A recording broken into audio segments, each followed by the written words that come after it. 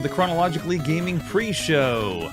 Welcome everyone to Chronologically Gaming, where we play way too many video games. All the way back from 1971 when we first started. We're currently in December 1982, and we play all consoles, all handhelds, all computers, all arcade games all over the world. It is game time.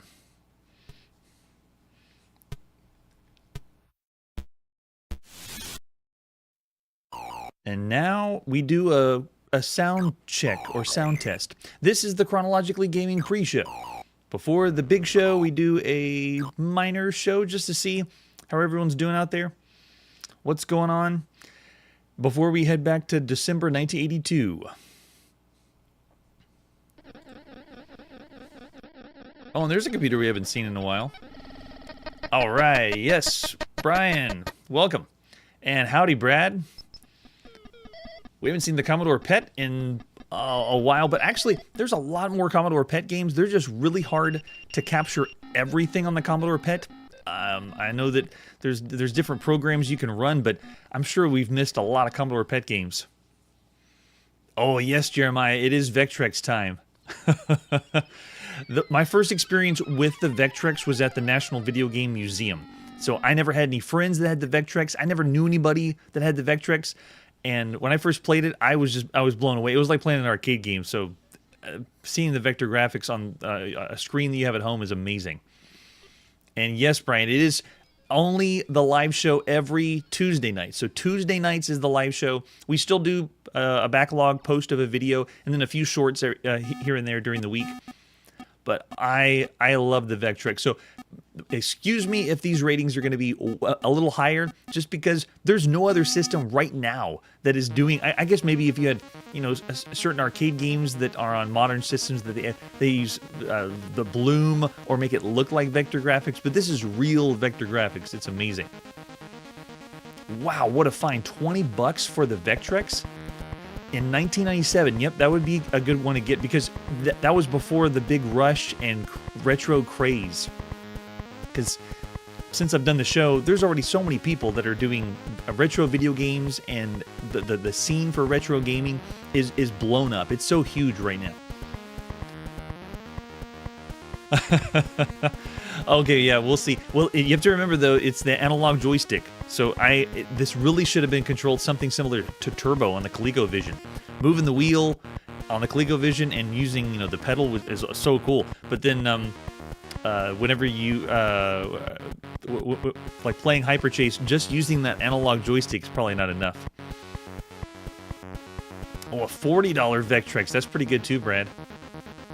And yes, several people have claimed the sound speaker, because, you know, you're having to play on the television it came with, and the CRT doesn't last very long, so it's very difficult to play and have a really good experience with the sound, especially. Yes, and that's true. We've already played a few games on the Vectrex that they weren't exactly accurate. It's difficult to switch over or have an emulation of it, but even still, it is really, really cool, and I hope the emulation gets better, that someone's able to recreate and have a good experience graphically and sound on the Vectrex. We're doing the best we can, but obviously, I always say, if you can play these games on the physical hardware, go for it. That's the best way to do it. Oh, yes, that's true, Brian. I've seen plenty of Vectrexes on sale, but they say they're not working, so you have to put in the extra effort to make them work. Anything for a Vectrex. That's why right now, when the Vectrex is brand new, that's the prime time to play it. Oh, that's right, the brightness knob. Yeah, you can change how bright the vector graphics are. Okay, yep, the controls. Yeah, we'll see how much sliding around on the screen we'll do when we check it out. It'll be an interesting time. But I'm so excited to go into it, and just because you can't really experience anything close to this, we might have a higher rating for it, but we'll see. That's right.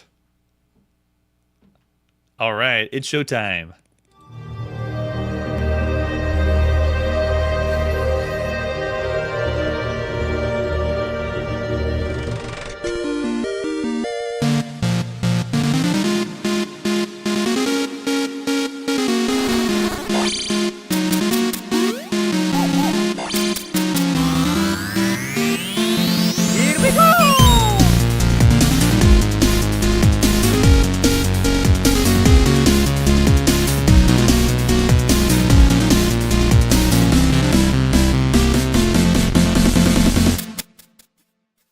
Hey, it's Chronologically Gaming, the only channel that's perpetually retro because we're playing every video game in order of release. There are too many video games, and we're going to play them all.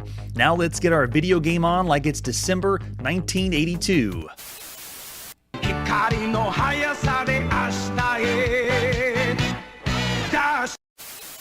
We were last playing Gorf on the Atari 2600, and let's see where our gaming takes us now.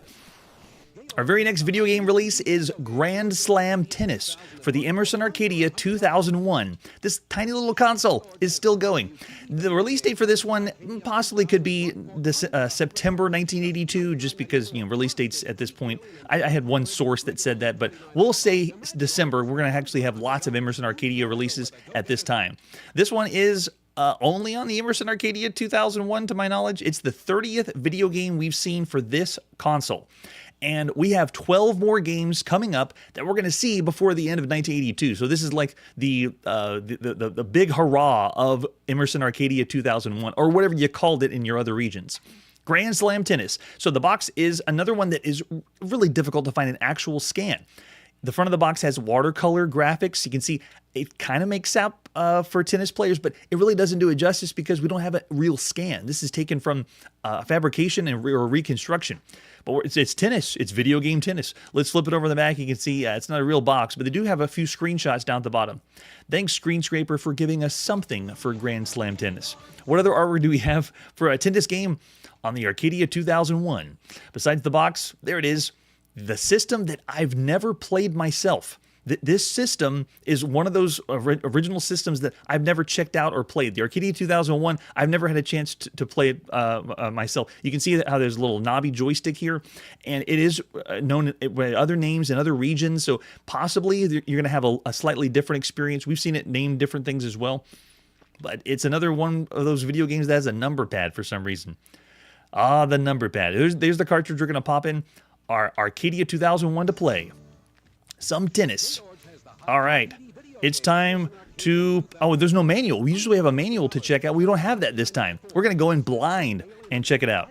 So here we go. This is Grand Slam Tennis, released at the beginning of December 1982. UA Limited to this one, and of course Emerson Radio Corp also took care of this one. So it has a few different game modes. If I go push... I can do a two-player game. I can do a demo game where the computer just plays itself. Can I start this one, or does it need... Okay, maybe it doesn't need to start. Oh wait, I was getting this glitch before earlier. I don't know if you see the other character is meandering around the screen, and it goes back and forth. Sometimes I'll boot the game up and it boots up with the center player at the top, but then sometimes it doesn't boot up at all. So let me try a reset and see what happens, turning the system off and then coming right back in again.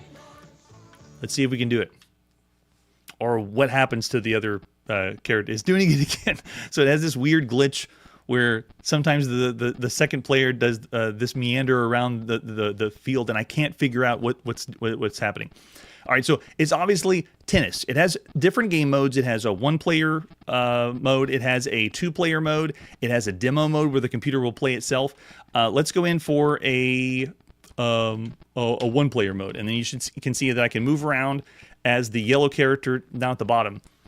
It already has a bad delay, though, on the way that the character moves. Okay, here he comes. Oh, he came into to play, and then he left. Oh, hell, I did a fault. Let's try this one again.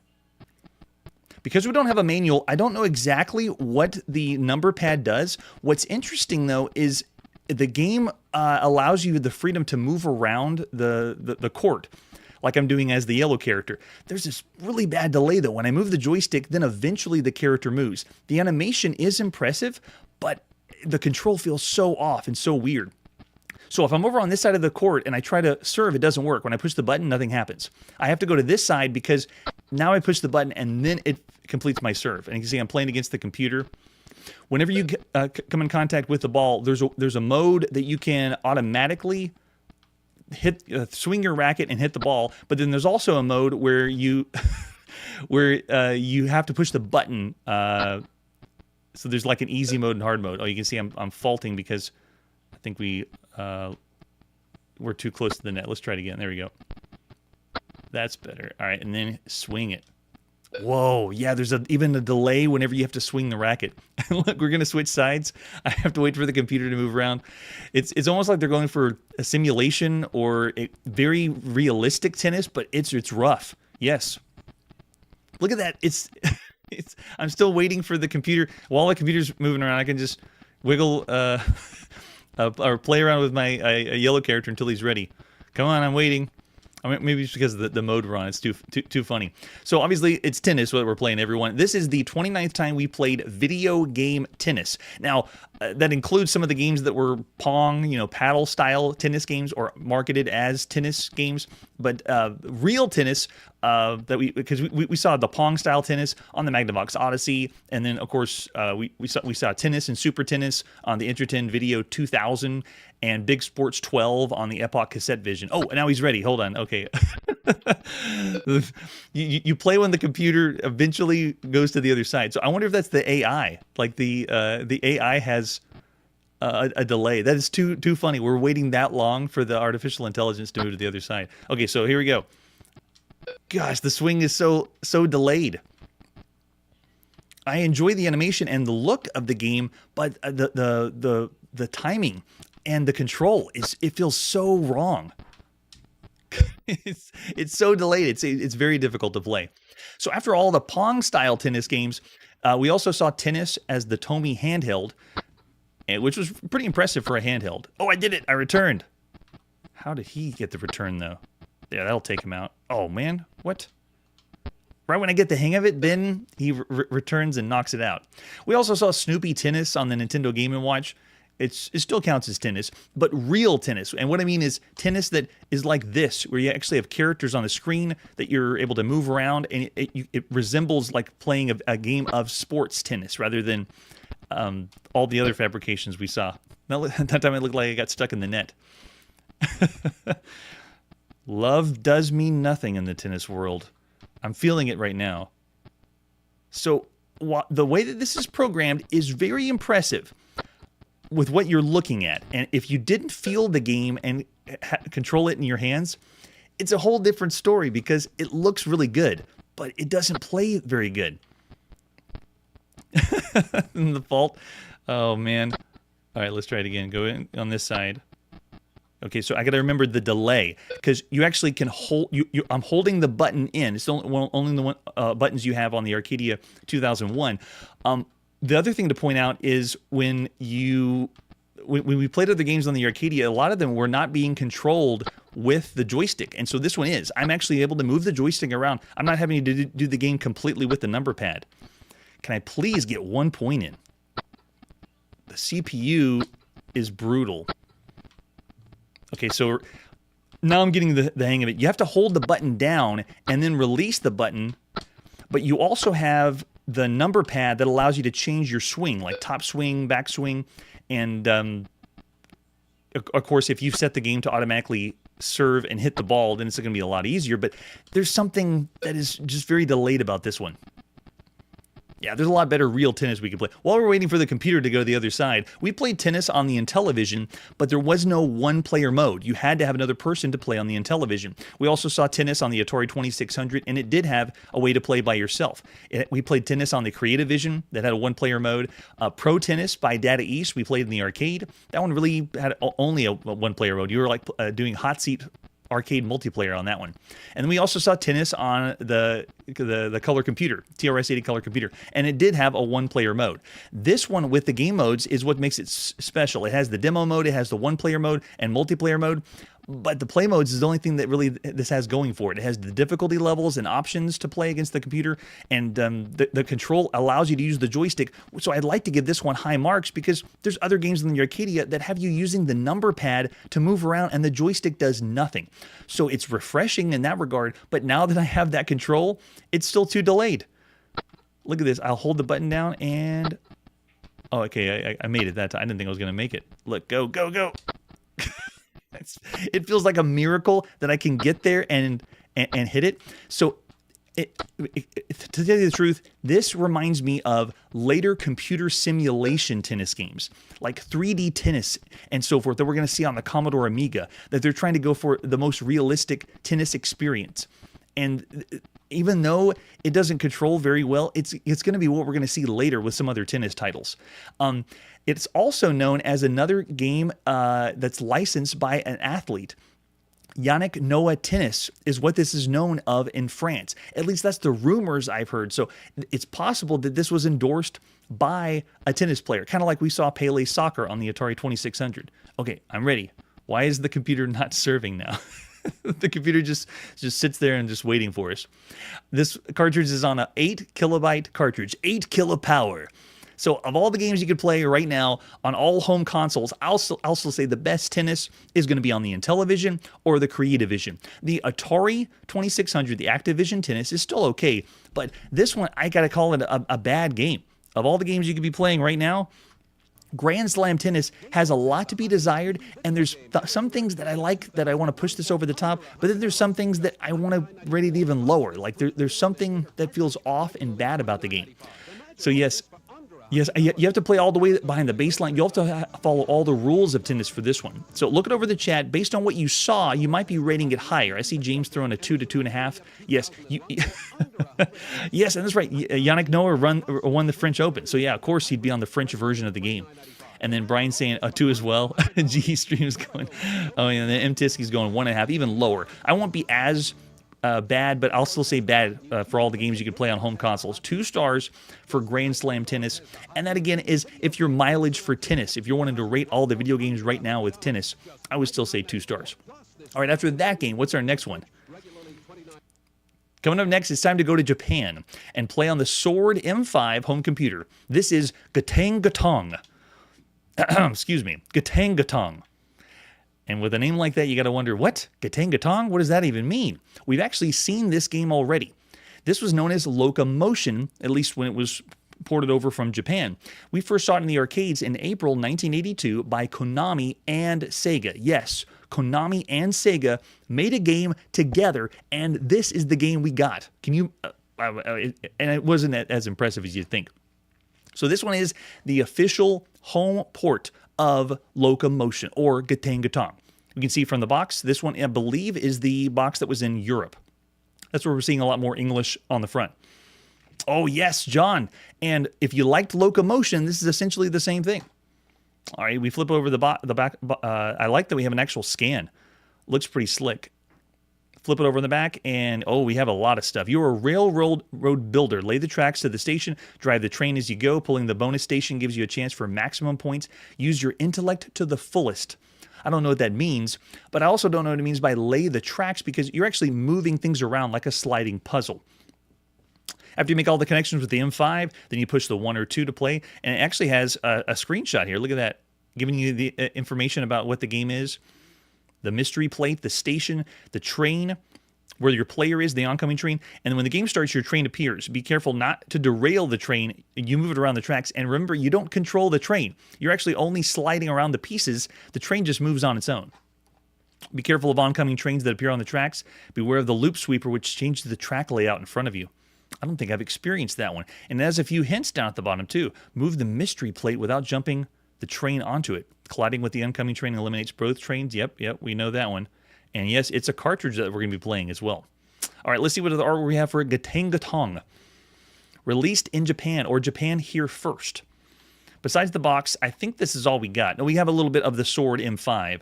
There you can see the keyboard and how we're going to be playing. Plug in your hand controller to play. There's the cartridge for Gatang Gatong. This one is a 8 kilobyte cartridge, 8 kilopower. It's getting bigger and bigger. Still, the biggest one we've seen so far has been 16 kilobytes for the cartridge. On the back of the cartridge, it has more information. There's the hand controller, the direction of the travel, and you have the one button to increase your speed, and then it also shows you the keyboard controls. Whenever we document the video games on computers, we already assume every computer game is going to be keyboard controlled. So we always say only if there's a joystick involved or there's some kind of control like paddle control besides the keyboard. And there's an example of the screenshot too. That's exactly what it is, GE Stream. Yep. All right, so for this one, we got to load it a slightly different way. Gatang Gatong.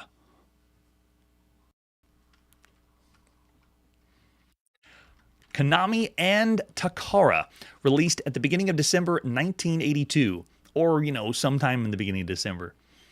Awesome. So this one is the 8th Sword M5 game we've seen for this home computer thus far. It's the 38th game that we've seen that Konami has done. To my knowledge, Konami did the port, so Sega really had nothing to do with this port for this computer. It was all Konami, and then, you know, published by Takara.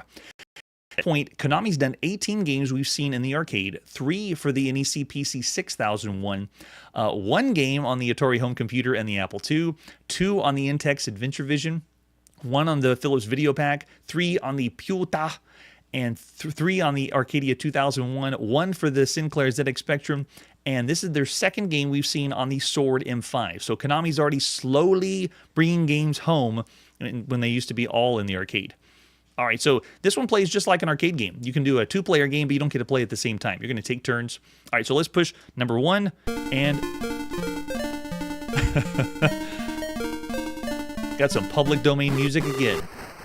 All right, so the game begins. I'm actually just going to explain what's happening. On the screen, the train's moving around, and this already looks like a very good, faithful recreation of the arcade version. In fact, as I'm looking at it, as I crash, it is trying to do a portrait for the screen, because the arcade was in portrait mode, or landscape, not landscape, you know, vertical monitor. And so playing this at home, it has that feel a little bit. We already got a game over that fast, and you're back at the screen. That's all we have for it. All right, ready, and 1. I like the tunes, though. It's pretty nice. All right, let's play for real. All right, so the way you need to do this is, as soon as the track moves around to the other side, you want to be able to connect and continue to keep the train moving. Every time it passes the people that it's picking up, or the passengers, then you get the bonus points. That timer that's ticking down is, if the timer reaches 0 by the people, then that means that they will produce an enemy train that will start coming after you. So I'm hoping that this actually might work. I might finish the whole round by that one move. Uh-oh, we got one timer going down, though. Let's see if we can redirect the enemy train. 140, 130. But you can see, if you're really good at sliding puzzles, you'd be very good at this game. It's an indirectly controlled video game, which is a little interesting. All right, let's try to make this change here and see, hopefully this enemy train doesn't come after us. Yes, okay, we got it. Finish the first round. We'll see if there's any cutscenes or anything like that. We get a little ditty. Sounds really good. And so far, everything we've seen in the Sword M5 has been really nice. Move on to the next round. Okay, now this screen looks a little bit wider. I don't get the vertical orientation. Oh, and that's true. If I want to, I can push the only button to speed up. Where's my only button? My only button is not working.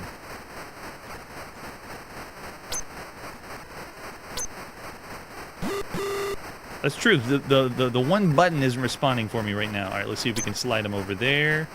And we got the enemy train trapped. I like that one. I'm not particularly good at sliding puzzles, so it wasn't as appealing to me when we saw this in the arcade.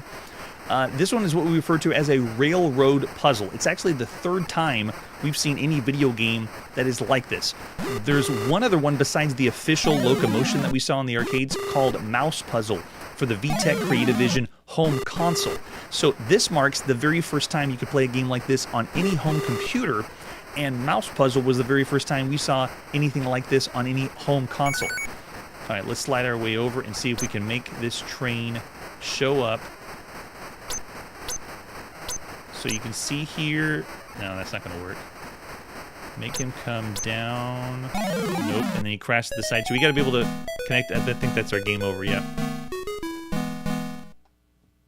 So still not impressed, just because this gameplay it just makes me feel like those simple sliding puzzles. It does have some element of strategy, and it has a little dash of action, because you have to work to do this before the train crashes. But it looks like we're gonna we're gonna do the exact same thing we saw before, and then it makes its way all the way around. It does have an arcade gameplay loop, continues until you get a higher and higher score. It's an indirectly controlled video game, though, because I'm not really controlling the train other than the speed, I guess, of it, if you want to call it that. We're kind of more guiding the train around by using other means. It's also a game that's paced in real time. It has a temporary high score that it keeps at the top, whether you're playing 1-player or 2-player. And as far as official games in this series, this is the second time we've seen anything that's officially like Locomotion or Gaten Gaton, as it was in Japan. But I like it. It's pretty good.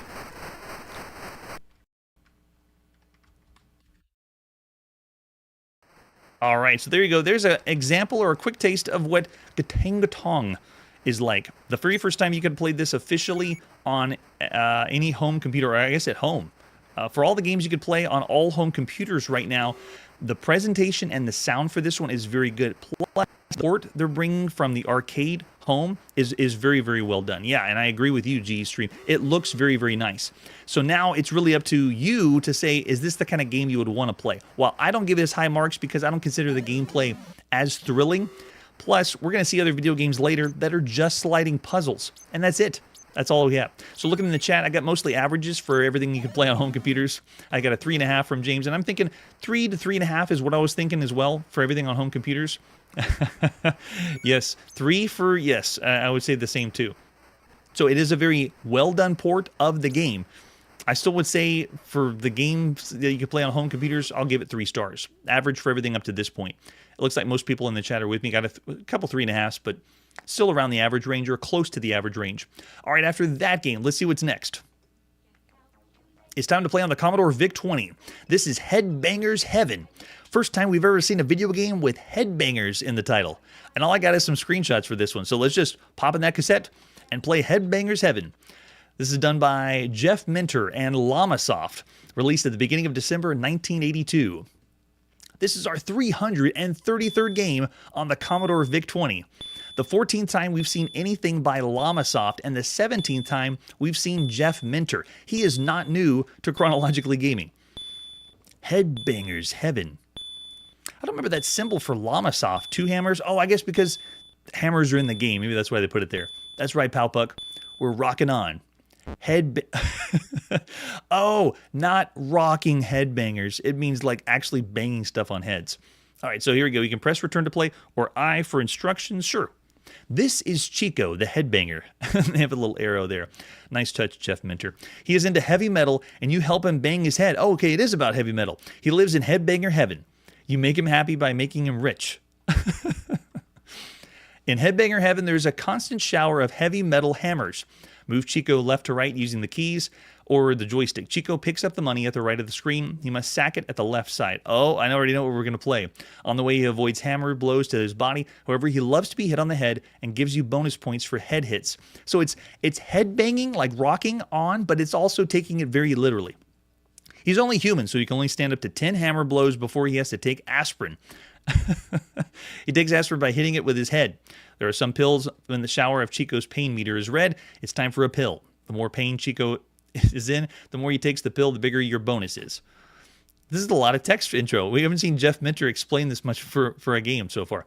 If he doesn't take an aspirin in time, the next hammer on his nut sees him off. Chico has 5 lives. If he gets a lot of loot, he gets an extra life. Chico is waiting in heavy metal heaven. All right, let's play. Oh, the joystick works. So digital joystick does work. All I can do to move Chico is left and right. You can see the aspirin and the hammers are falling down. You just go to the right side of the screen. You pick up some money. You go to the left side. And then you deposit said money. All the while, the hammers are raining down and they're destroying the barriers. Kind of reminded me of... the barrier... I thought they could only touch my head. I tried to see if they could touch my arm, but I guess not. The barriers remind me of Space Invaders when we first saw this kind of game. And you can see my pain meter at the top, but I do have some aspirin. If I can catch the A's on my head, then it brings my pain meter down. There's one. Okay, I didn't see it work. Maybe it only hit my arm and it didn't count. But now it's very silent in the game, and it looks like I'm spelling something on the left side. So already we've seen this before. We played this game before. It is what we call Wallet Walker variants or Money Wars variants. I cannot concisely say which one of these games was the first time we ever saw. Like, which one was the first one? The first one we ever saw on the show was Wallet Walker, or maybe Helmet on the Nintendo Game & Watch, where you just move to the right, pick something up, and then come back to the left. Yes, okay, that aspirin worked. I wonder why the other ones didn't work. But it's another one of those. This one is the 8th time we've seen a video game that's doing this. And what's interesting is this is the kind of game that didn't originate or start in the arcade. It started somewhere on home computers, or in our case, the Commodore VIC-20 with Wallet Walker. But I'd love to know which one was the first one to do it, because this is getting copied way too much. We've already seen 8 games that play exactly like this. Oh, I picked up the bag. I don't know how I did it. Oh, this is not looking good, though. There's no way. Can oh, okay. It is spelling something on the left, but it looks like it is rebuilding the walls every time you bring loot over to the left side. So while we played 8 games that play exactly like this, this one actually has a few things going for it that are a little interesting, but you can see how simple the gameplay is. It's joystick controlled, but all you do is move to the left and the right, and you're dodging everything. In a way, it's similar to, something like Space Chase that we saw in the arcades in the 70s, or Frogger, moving from one side of the screen to the other. Oh, it looks like I can survive some of the hammers. There's no way I can make it. Look how many, this is ridiculous. Headbanger Heaven feels like Headbanger Hell. So Wallet Walkers, the ones that we've seen up to this point, they play so similar to this that you could confuse, Money Wars and Wallet Walker for being all the same thing. There was a Wallet Walker variant that we played that was one of the worst ever, and that was Custer's Revenge. That's essentially the same idea. Move to the left, move to the right, but with Custer's Revenge, you were doing something entirely different than bringing money over. So this particular game, oh, we can put initials in? I love it. Wait, what do I use? Okay, there we go. And return. Oh, this is awesome. It has big, giant initials to put in for your high score. Give you that arcade experience, even though we didn't see this kind of game in the arcade. There we go. So this particular game we're going to see again on the Sinclair ZX Spectrum, the exact game, and we'll see what it's like on the Sinclair ZX Spectrum. In fact, this feels like maybe one of them came out before the others. Yes, James, we do not talk about that game. It's that bad.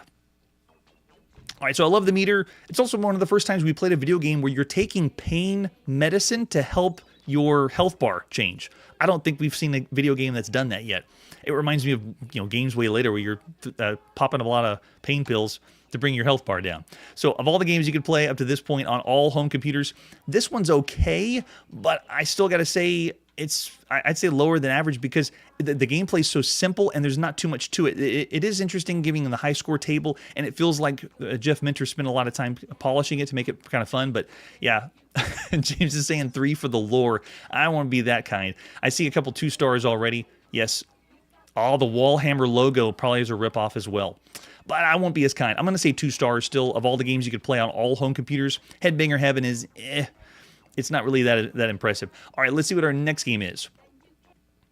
Still playing every single video game in order of release. Next is still on the Commodore VIC-20. This is Hidden Maze. This one is the 334th game that we've seen on the Commodore VIC-20 thus far. This one is a type-in game from this magazine, Compute Magazine. This is the 92nd time that we've typed in a video game to play, and the 13th time we've seen anything typed in from Compute Magazine, the December 1982 issue. Special home application issue. Does it even have this game on the cover? It does. Hidden Maze. Game program for the Apple, PET, and VIC and Atari. If you flip to the right page, here it is, by Gary Bowden. Way to go, Gary. You're trapped inside a maze and you can only see a short distance along its dark corridors as you try to find your way out. A challenging game for the OSI, the PET, the CBM, Atari, VIC-20, and Apple. And someone please correct me, what is OSI? Is that like just an operating system, not really a hardware? I'm familiar with the CBM, Atari, VIC-20, Apple, and PET, but we're only going to play it on one version, not on all those. So after reading the description in the magazine, you tell yourself, this looks great. Let's spend the time to type it in so we can play. If you flip to the right page, it shows the VIC-20 notes, because the VIC-20 version is going to run on a 5K VIC, which means you have to upgrade your RAM. Use the joystick to move around the smiling face. This game is a direct translation of the Atari version, so while we're not going to play every single version, essentially, if you know BASIC, you can play a lot of stuff on home computers. And there's the example of the screenshot. I think I know what we're into. Yeah, let's just type in to play Hidden Maze whenever you decided to type it in December 1982. This one is the 20th video game we've seen that's just a puzzle maze, or a maze that you got to get to the other side. There's really not a lot of action, things like Pac-Man and so forth. Games like Amazing Maze that we've seen in the arcade, Maze on the Fairchild Channel F, the Amazing Maze on the Bally Astrocade, or Maze Craze on the Atari 2600, Thunder Island, Maze Search, and Dragon Maze. This is the same idea. Oh, interesting. Look, we got a little smiley face we can move around. And it's also a type-in game that works with the joystick. That's so cool. So we spent the time to type this in, and yes, you would have a little bit of enjoyment in this, but you notice that it's really just about how quickly you can get through the maze. Simple concept, simple idea. You'd have a pretty good time. And of course, if you typed it in, you probably have to debug, you know, see if there's any issues and fix them. And then after that, you maybe learn some basic and make your own game. And that's why we're playing and seeing so many video games, because of that concept. All right, let's keep going. See if we can find the exit. It's got to be in the top left, so let's see if we go this way. It's also being randomly generated, and we've seen that plenty of times with maze games. Lots of video games we've seen that have been randomly generated. Oh yeah, and someone mentioned Maze Craze on the Atari. That is way more fun with two people. Oh, interesting. I can move diagonally if I want to. That's a little different. All right, let's keep going. This should be the end right here. Yeah, this is it. And gosh, get flashed. You did it in 73 seconds. And if you want to play again, you play again. And you better play again, because otherwise you got to type the whole thing all over again. All right, here we go. Hidden Maze. Of all the games you could play on all home computers, it's a little unfair because it's a type-in game. But this is the kind of things that are also available that people were playing in December 1982. I'm going to have to say the competition's fierce. This isn't going against every other computer game. It's bad. There's plenty of other titles you could be playing. The surprise flash gives you an extra half point. Brad's saying 2 stars of all the games you could play on all home computers. And I'm going to have to say 1.5. It's still in the bad range. It's not broken, but there's plenty of other games, better computer games, more fun computer games that you could play. Very nice. Brian's given it a very, very nice 2.5 stars. Maybe if you typed it in yourself, you'd feel proud of yourself and give it a higher score. All right, after that, let's see what's next on the television. You really get the feel of bumpy racing with this Vectrex video game. Hey, Jackie Stewart. All Vectrex cartridges take you to the limit, because Vectrex is the high-performance video game using machine. the controller. It's portable, with a built-in screen and vector graphics. Sharper, faster, Maybe that's his more son. Responsive than ordinary TV graphics. I beat you, Dad. Vectrex is the high-performance video game machine. High-performance Vectrex. Oh man, that's good. All right, it's time to play HyperChase, the newest game on the Vectrex. I'm really excited because anytime we have to play the Vectrex, I just get overjoyed, because of all the games we play, usually it's a slog, but not on the Vectrex. Let's take a look at the box for HyperChase, or HyperChase Auto Race. This one is only on the Vectrex. It's the 7th game we've seen so far on this home console.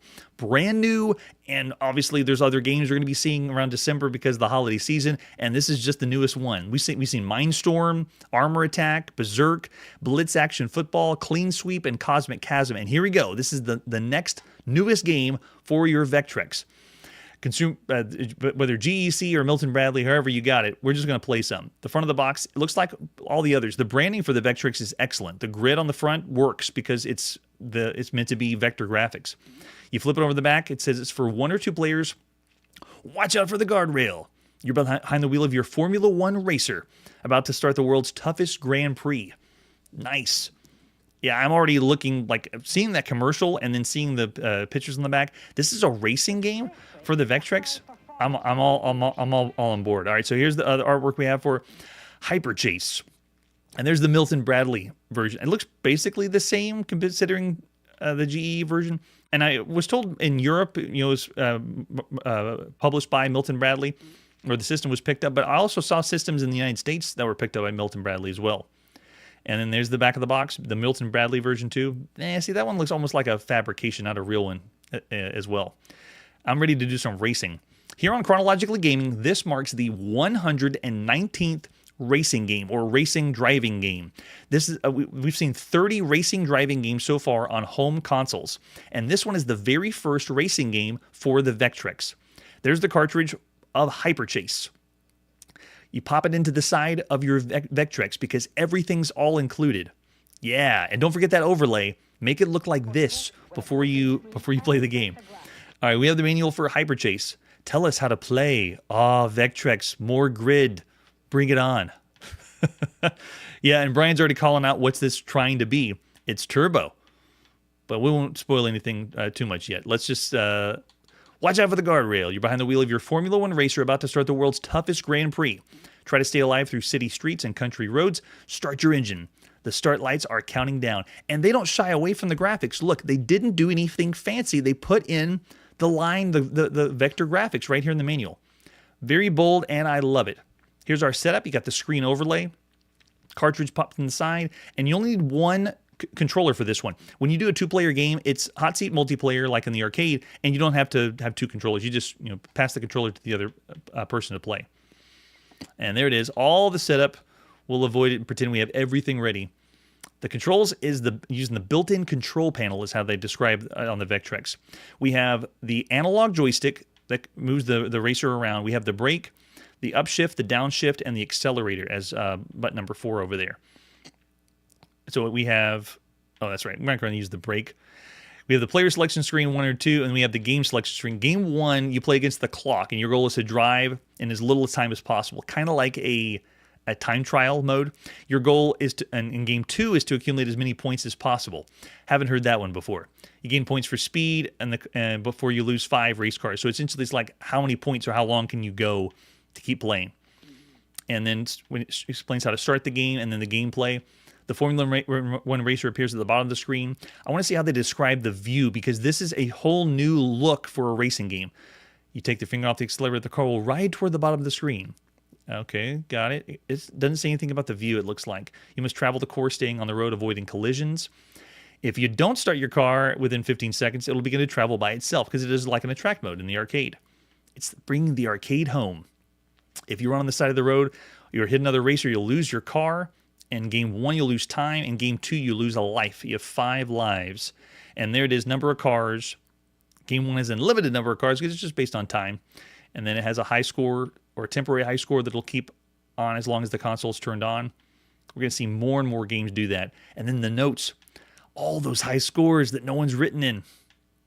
We'll have to make them all up. And then every time we see the end of the manual, it always brings up the replacement screen. Those overlays, if you lost them or need a new one, it's only $2. Get your overlay. Go send it in to GCE now. All right, let's pop in that cartridge and play some HyperChase by GCE, published by them or Milton Bradley, the beginning of December 1982. I'm ready. Oh, yes. Oh, it looks so good. All right, we're probably going to hear nothing but car racing sounds. I'm not going to play a 2-player game. I'm going to play game mode 1, and you can see if I don't do anything, it starts already in an attract mode. This one is a Formula One racing game, sort of. It's also a track racing game. It has a time trial mode, sort of, the very beginning of it. But the big stuff about this game is the graphics. It's vector-based graphics, and it's using 3D wireframe graphics, which is very rare at this point on the show. This is the 36th game we've seen that is a vector-based graphic game. And majority of them have been in the arcades. Obviously, the only way you can play vector-based graphic games is here on the Vectrex. We also have the analog joystick. The control to play this game is going to be very, very sweet spot. I don't know if you saw it even in the commercial. They were very, very slowly, carefully moving that joystick because it's tweaked to be very touchy. All right, here we go. Wait, is it playing for me? Wait, I'm already switching the gears and I didn't even start. Can I reset? I guess I'll just keep going while the time's ticking down. All right, so here we go. I'm in, even though against my will. As you play down the bottom of the screen, you have the accelerator on now, and you can push the gear at the top. I'm in gear 1, so we're going to go upshift to the next gear. You can speed up a little bit faster. And then go up again to 3, and then explode if you run into someone. Let's go down to 1 again. There we go. And then go to 2 and 3 and 4. Whoa, what is this? look what it's doing to the screen. Even Turbo had its limits for what was being scaled or moved around the screen. This one, changing the camera angle, is really cool. And remember, pole position is in the arcades right now, but there is no home pole position at this point.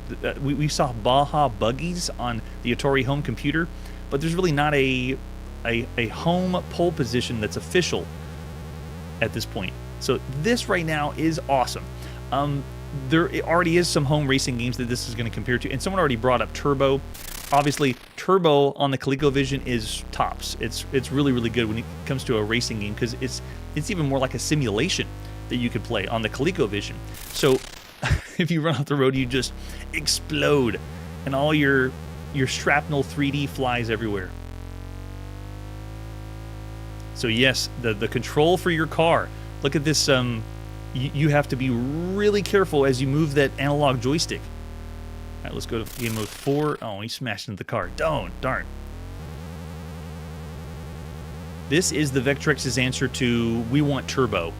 And it's doing some things that Turbo doesn't do, especially when you consider the ColecoVision Turbo. So graphically, this is one of the most impressive racing games we've ever seen. I'm talking even up there with some of the things we've seen in the arcades, just because it's changing the way you're looking at the screen. We've seen behind the view. Turbo started with, a behind the view racing game, but it was a little bit higher up. And then we saw pole position do it lower, which is the way it should be. I mean, it looked great and played great. It gave you a real sense of speed. And then we saw Turbo released at home on the ColecoVision.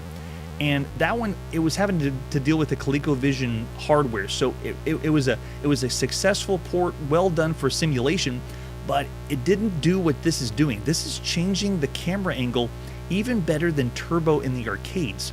Like giving these different angles and views, this feels even more like we're experiencing a movie. And now I just want to get into, look at that. We even see the mountain range on the side. That is so cool.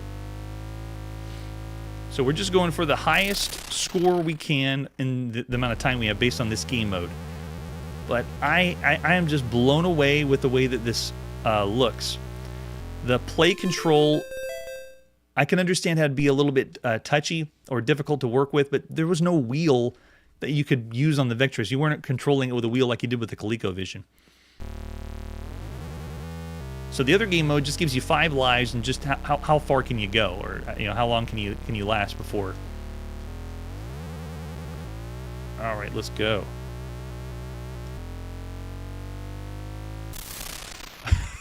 So fast. Oh man. All right, I want to get this up to as fast as we can go and see what happens. There we go. Oh my gosh.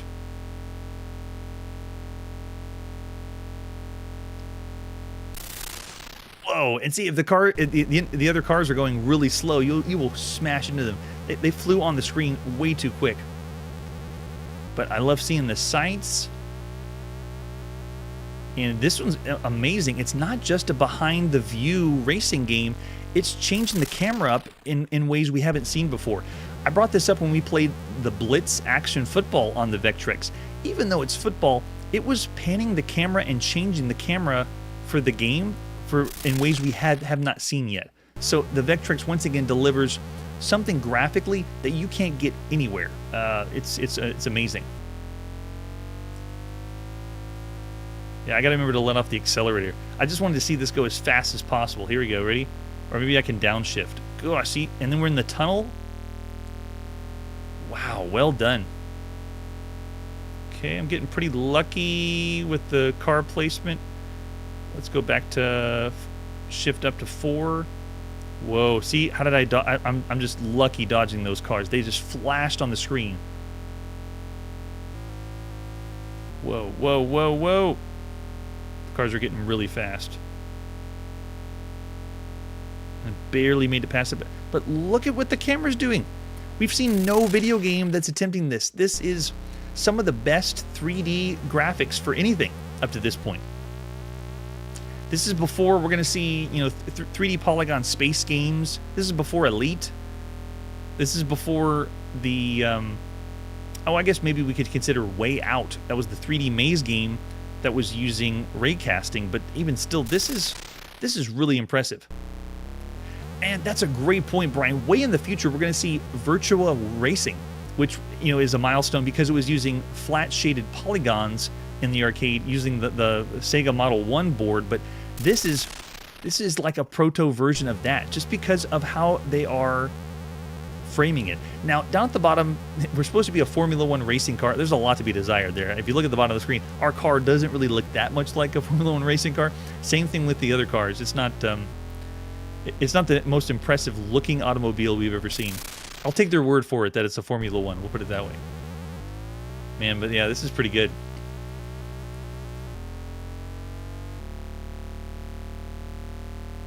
So the first time you could ever play anything like this was Turbo on ColecoVision, and so this is the first time we've had a variant or a clone of Turbo, someone trying to copy Turbo. I wouldn't even call this a clone of Pole Position because it's more akin to trying to copy what Turbo was doing. But I would say it did it very well.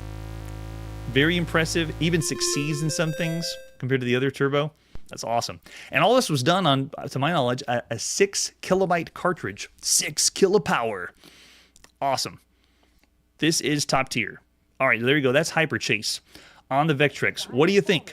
Does HyperChase impress you, or have you played HyperChase yourself? What do you think of the gameplay? What do you think of the... At this point, we don't really do a lot of ratings on music and sound, but it's still there. Sound design is still very impressive. Looking over in the chat, we already got some 4 stars being thrown out, which means it's an above-average game for all the games you could play on a console.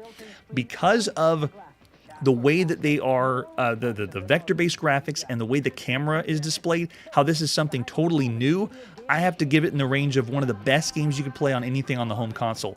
This would have been taken way over the top if they had a wheel to simulate racing, and they were able to do something better with the controls. That small analog joystick is very difficult. I got a 4.5 from James, a 4.5 from Brian. Yes, and someone else mentioned Night Driver, which it gives you a first-person perspective racing game, and we've seen lots of those that are copying Night Driver. And this one is different. This one's like the next level, where what racing games are going to be like in the future. And that's true too. Yeah, so I do see a couple 4.5s. I don't know if I can go as high as saying 5 just because of the control, but I'll still say this is one of the best games you could play on any home console right now. Probably also because it's the Vectrex, but I mean, who can blame you? This is awesome. All right, that's where we got to put our video game playing on pause. I want to thank everyone again that's here for the live show, seeing and playing all these games in December 1982. This is really live. This is not a pre-recorded show. We go in and we play every game in order of release, and we just keep on going. And so a lot of times, there's plenty of hiccups behind the scenes of me trying to get the games to run and play. But this live show, it wouldn't be possible without everyone that's here for the live show, so I really appreciate it. Next time on Chronologically Gaming, Hyperdrive on the BBC Micro, Ice Demons on the Apple II, the Arcadia home console gives us a game from Alpha Denchi and Konami. That's it for today, and like I always say, when life gives you Vectrex, you buy the Vectrex.